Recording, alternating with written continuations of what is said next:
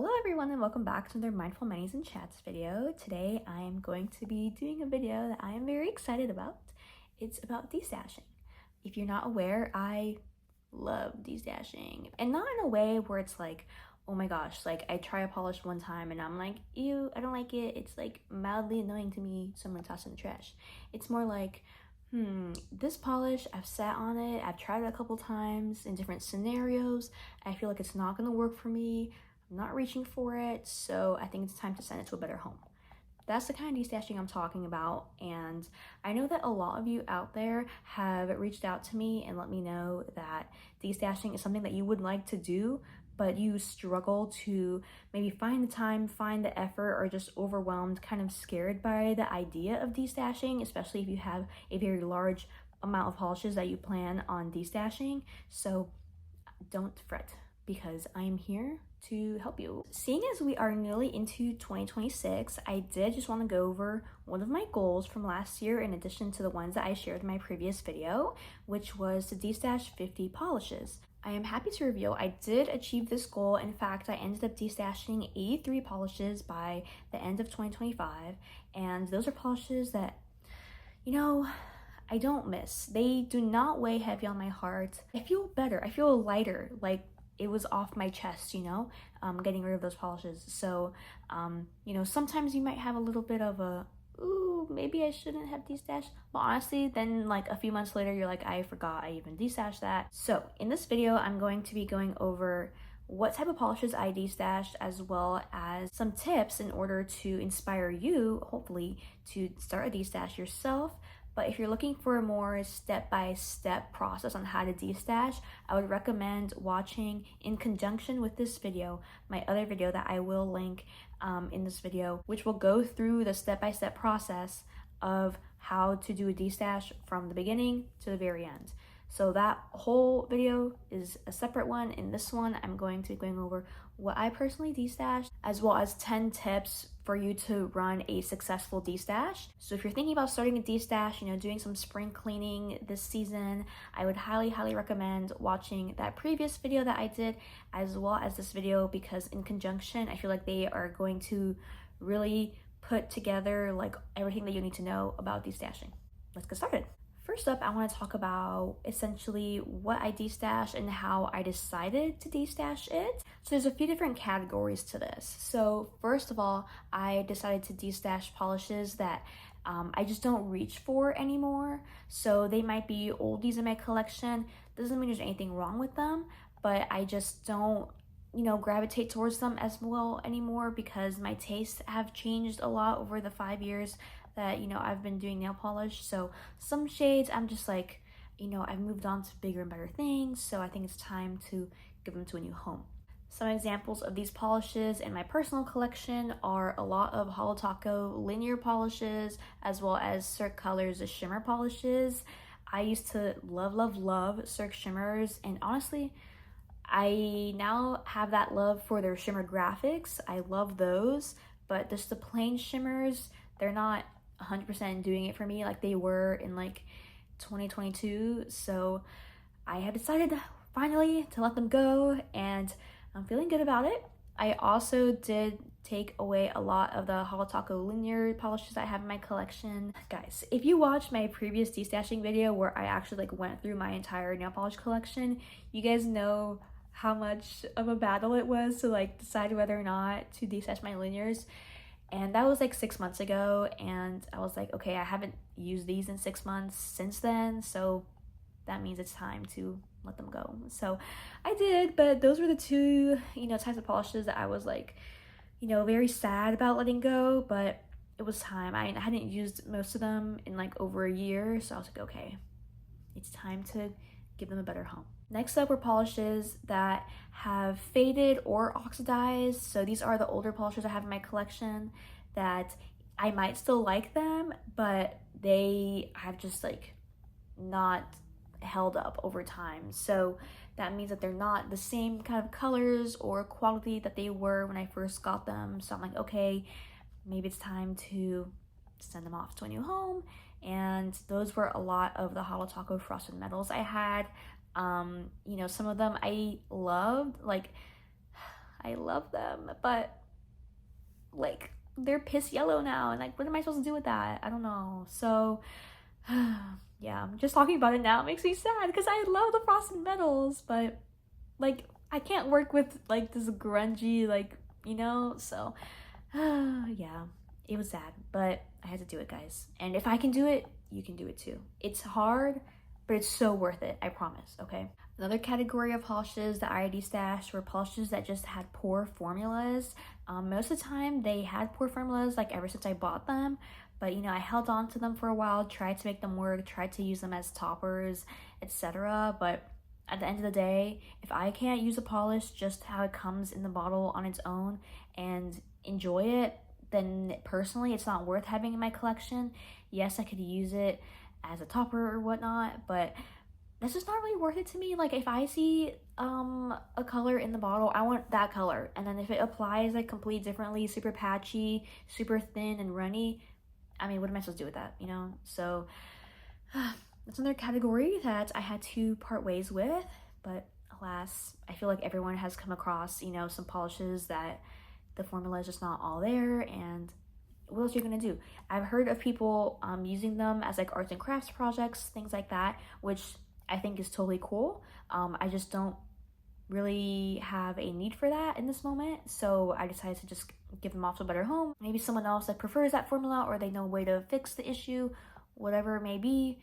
I'm not going to have it in my collection anymore. Another category of polishes that I had to part ways with were polishes that I received in PR that were personally just not for me. I still of course review them, but after I review them, what am I supposed to do with them? I don't really know, so I destashed them. Another category that I had to destash were polishes that were from old polish pickups.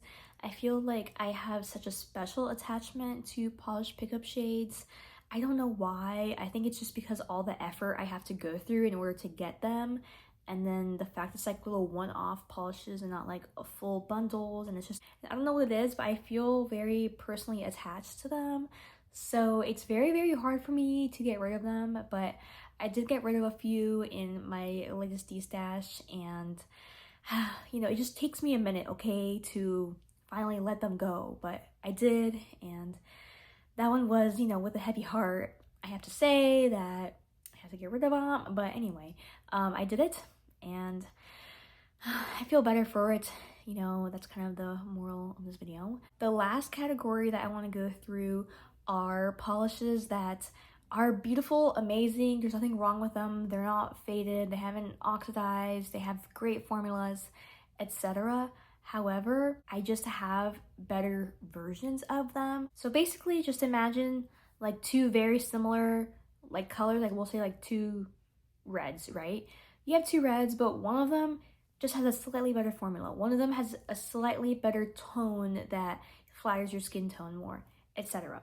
So because of that, it's like I love both of them, but it doesn't make sense for me to keep both of them. So I have to get rid of one of them. And that did come up a lot in my latest destash, just because what ends up happening is if you have too many polishes that are the same, at least like in my experience, are that you end up gravitating for one like 95% of the time over all the other ones. So it doesn't really make sense for me to keep all those other shades for the 5% chance that I'll actually use those over the one I prefer.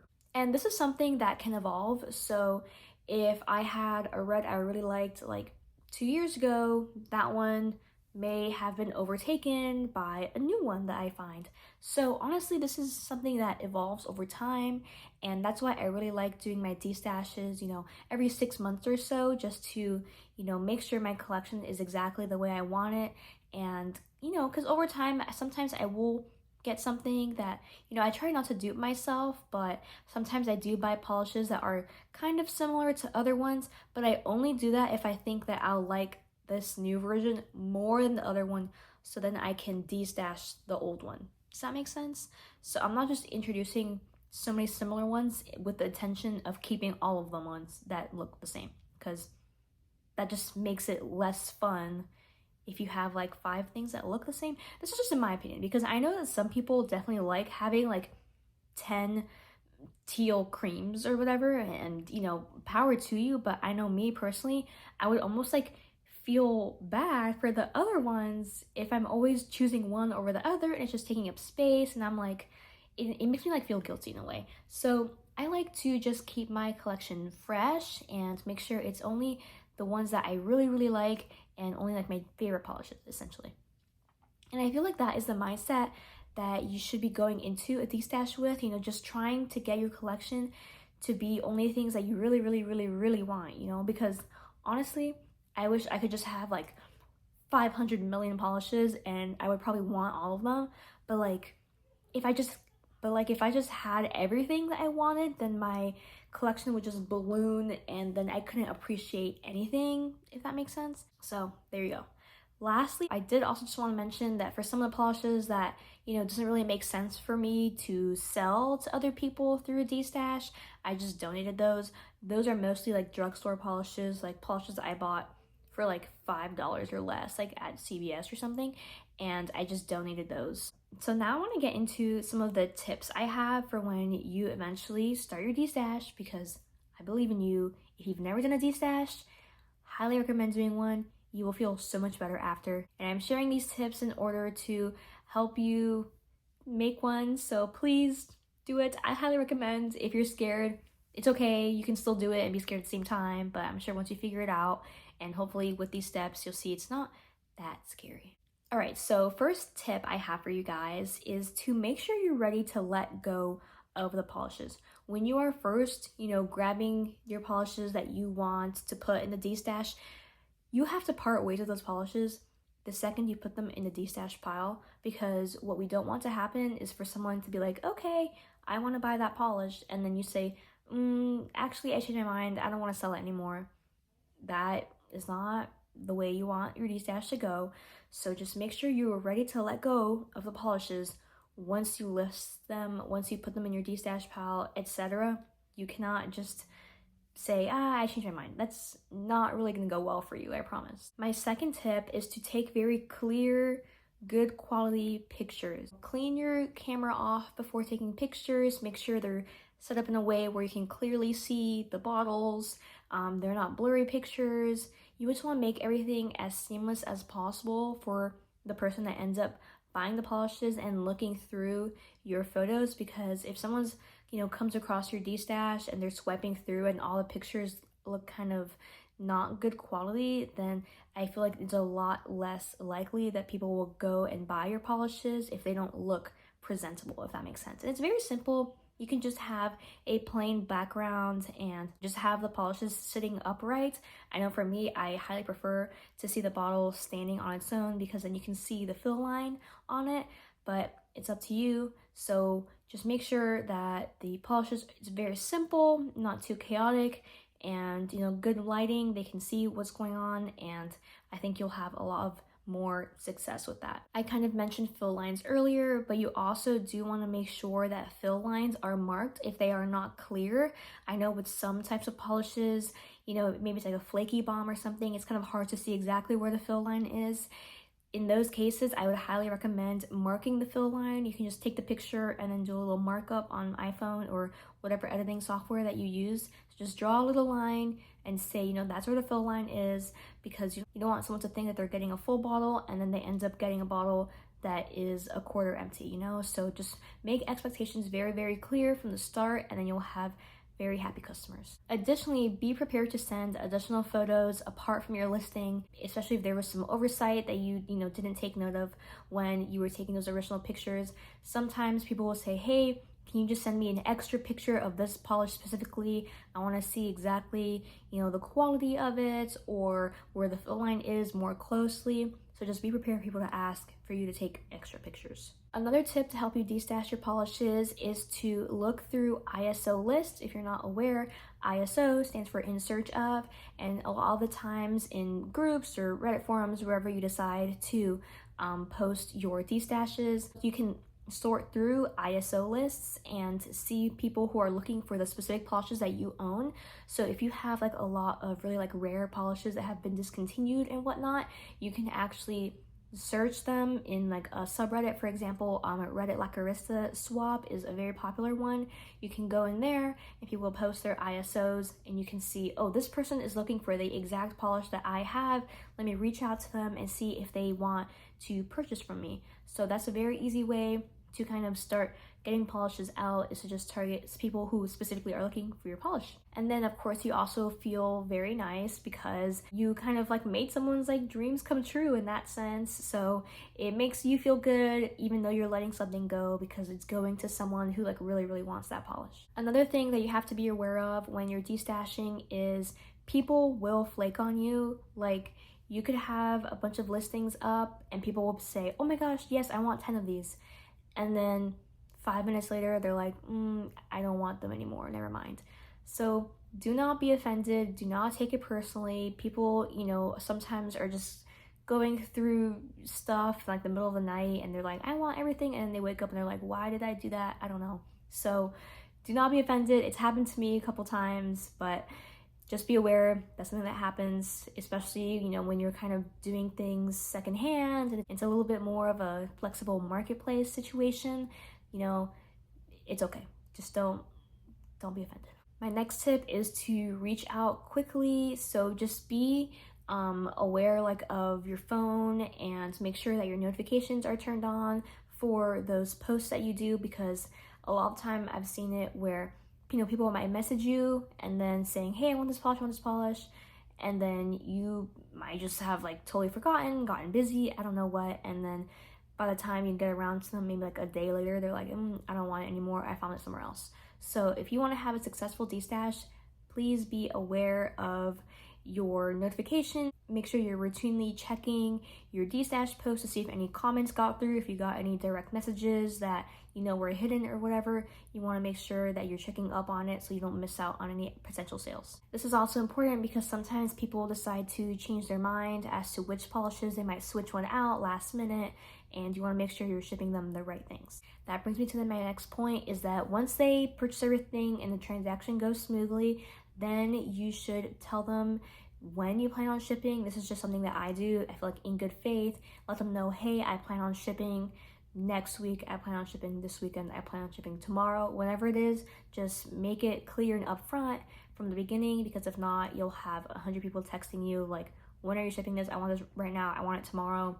So just let them know, set expectations from the beginning, and your destash should go a lot smoother. In conjunction with that, once they've paid, just confirm the shipping address. You know, sometimes people might have old addresses listed on PayPal, and you just want to make sure you're shipping to the right place in case their apartment has changed or whatever, or they're shipping it to a friend for a gift.